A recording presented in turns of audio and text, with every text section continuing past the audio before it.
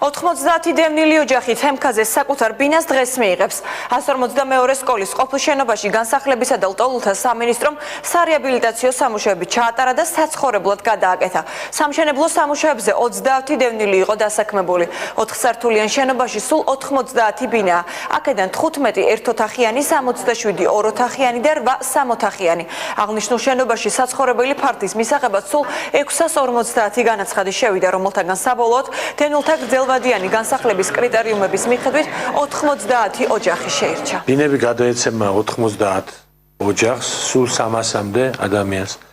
ამ ოჯახების შერჩევა მოხდა იმ ნორმატიული აქტის მიხედვით, დევნილთა განსახლების კრიტერიუმები და პროცედურები, რომელიც სამინისტრომ შეიმუშავა გასულ წელს.